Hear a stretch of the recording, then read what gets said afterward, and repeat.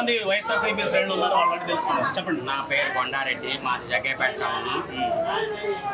జగనన్న ఎన్నో పథకాలు అభివృద్ధి చేయటం వల్ల ప్రజలందరూ కానీ, మహిళలు కానీ, వృద్ధాప్య పింఛను ముసలివారు కానీ ఎవరైనా సరే జగనన్నకి మద్దతు తెలపాలి, బాణన్నకి గెలిపించాలి, కేసీఆర్ని గెలిపించాలని అందరూ జగ్గేపేట నియోజకవర్గంలో సిద్ధంగా ఉన్నారు.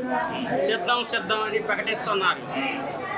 ఎన్నో అభివృద్ధి పథకాలు చేసిన మన బాణన్న జగ్గేపేట నియోజకవర్గంలో ఏ నాయకుడు చేయని పనులు చేశాడు.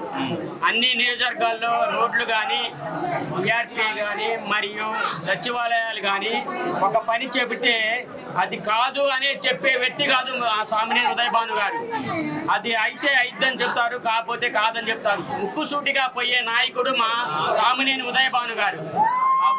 గారి ఆదరణ జగ్గేపేట నియోజకవర్గంలో జనసేన కూటమి కాదు, పవన్ కళ్యాణ్ కాదు, వాళ్ళు ఎవరో కట్టకట్టుకొని వచ్చినా సరే భాను గారిని ఓడించడం వారి అబ్బతరం గారు, వారి తాతరం కూడా. ఇప్పుడు దాకా జగ్గేపేటలో ఏ మంచి అభివృద్ధి అనేది జరగలేదు. వాళ్ళు 10 సంవత్సరాలు పాలించారు. ఏది అభివృద్ధి చేశారో చెప్పమనండి. ఇప్పుడు జగ్గేపేటలో భాను గారు వచ్చిన తర్వాత మనకి డయాలసిస్ వచ్చింది, ఏంటి గవర్నమెంట్ ఆసుపత్రి బాగుపడింది. చెరువు బజార్ చూస్తే ఇప్పుడు ఏదో లైట్ తో ఆహ్లాదంగా ఉంది. మళ్ళీ రోడ్ అనేది కూడా భానుగారే వేశారు. అభివృద్ధి అనేది భానుగారి వల్లే జరుగుతుంది.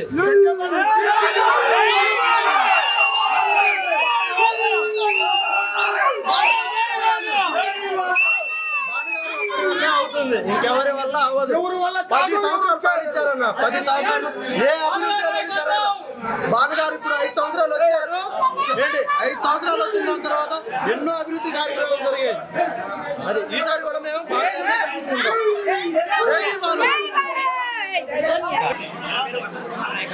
జగ్గేపేటలో కనీవిని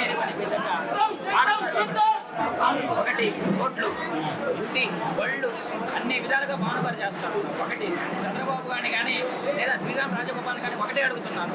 గత 5 సంవత్సరాల్లో కానీ 10 సంవత్సరాలు కానీ 14 సంవత్సరాలు సీఎం అంటున్నారు. అప్పుడు ఎందుకు చేయలేకపోయారు? ఇప్పుడు దళితులకు ఉద్యోగాలు అంటారు, అప్పుడు ఎందుకు గీలేకపోయారు అనేది ప్రశ్నిస్తున్నాను. అప్పుడు ఇసుక లేదంటారు, లేని విధంగా అప్పుడేమో అప్పులు చేసిపోయారు, ఇప్పుడేమో అప్పు అంటున్నారు. ఎక్కడి నుంచి వచ్చిందని అప్పులు ఎందుకు చేయలేకపోయారు? అదేవిధంగా